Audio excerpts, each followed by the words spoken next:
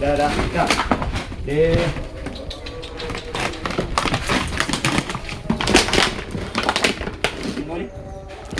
Ward. ആ, നമ്മളെ ചിങ്ങോലി 7-ാം വാർഡിലാണ് നിൽക്കുന്നത്. നമ്മുടെ ഏറ്റവും അടുത്ത സ്നേഹിതനായ ഇവിടുത്തെ വാർഡ് മെമ്പർ കൂടെയായ രമേശ് മെമ്പർ വിളിച്ചു. ഇത് ഈ ഡോഗാണ്, അവിടെ പ്രസിഡൻ്റായിട്ടിരിക്കുന്ന ഒരു ഡോഗാണ്. അപ്പോൾ ഈ നാട്ടുകാരുടെ എല്ലാ ആവശ്യം പ്രമാണിച്ച് 2 ദിവസം കൊണ്ട് വിളിക്കുന്നത്. പക്ഷേ സ്പോട്ട് ചെയ്ത് കിട്ടത്തക്കോണമുള്ള സൗകര്യവും നമ്മുടെ സമയത്തിൻ്റെ സൗകര്യവും എല്ലാം കൂടെ നോക്കി ഇന്ന് രാവിലെ അതിനുവേണ്ടി സമയം സ്പെൻഡ് ചെയ്ത് എന്തായാലും വേണ്ടി അവളെ കിട്ടി. നമ്മളപ്പോൾ അവിടെ നിന്ന് റിലീസ് ചെയ്യാൻ വേണ്ടി ശ്രമിക്കുകയാണ്.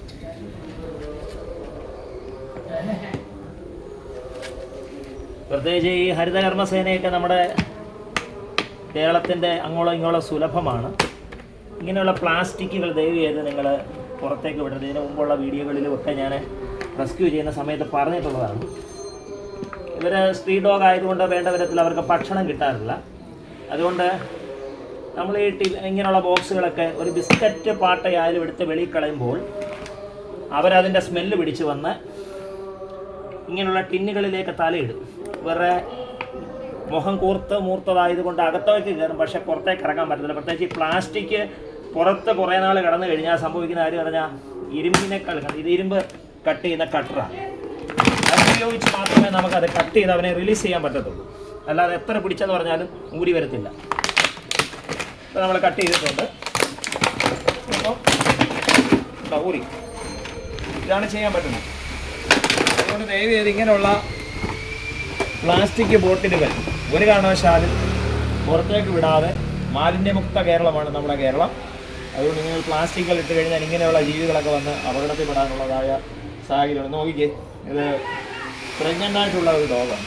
അതുകൊണ്ട് പ്രഗ്നൻ്റ് ആയാലും അല്ലേലും നമ്മൾ നിമിത്തം എന്തിനാണ് നമുക്ക് എത്രയും ജഗദീശ്വരൻ നല്ല ബുദ്ധിയും യുക്തിയും ഒക്കെ തന്നിട്ടുള്ള ഒരു സാഹചര്യം അവർക്ക് അത്ര അറിയത്തില്ല. അപ്പോൾ അങ്ങനെ എന്തായാലും വേണ്ടിയില്ല, നമ്മൾ വളരെ സുരക്ഷിതമായിട്ട് വളരെ ആരോഗ്യപരമായിട്ടും എന്ത് ചെയ്ത് ഈ വാർഡിലുള്ള ആൾക്കാരുടെ അപേക്ഷ പ്രകാരം നമ്മുടെ വാർഡ് മെമ്പർ രമേശ് മെമ്പറുടെ നിർദ്ദേശാനുസരണവും എന്ത് ചെയ്തു നമ്മളോട് സഹായം ചോദിച്ചു. അത് പ്രകാരം അവളെ റിലീസ് ചെയ്തിട്ടുണ്ട്. ഭംഗിയായിട്ട് അവിടെ ഇറങ്ങി, മറ്റു കുഴപ്പങ്ങളൊന്നുമില്ല. അപ്പോൾ അതുകൊണ്ട് ഇങ്ങനെയുള്ള പ്ലാസ്റ്റിക്കുകൾ ദയവ് ചെയ്ത് എന്ത് ചെയ്യുന്നുണ്ട് വലിച്ചെറിഞ്ഞ് മറ്റുള്ള ജീവികൾക്ക് ഒരു ബുദ്ധിമുട്ടാകരുത്.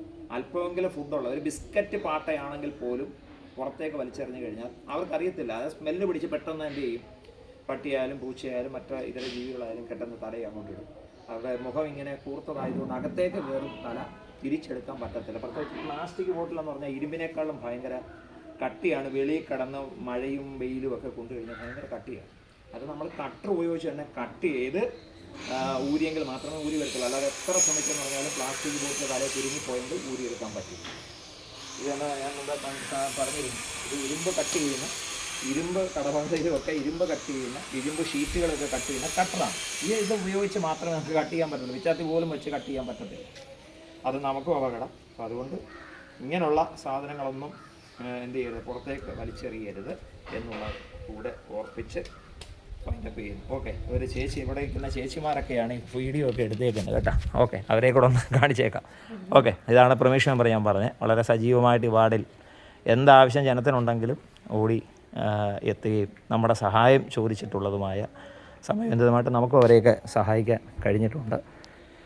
Okay, thank you so much. എന്തിനാ പേടിക്കുന്നേ?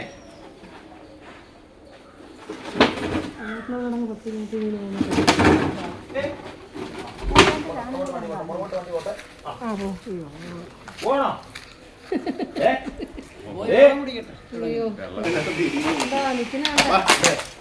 അതെ അതെ.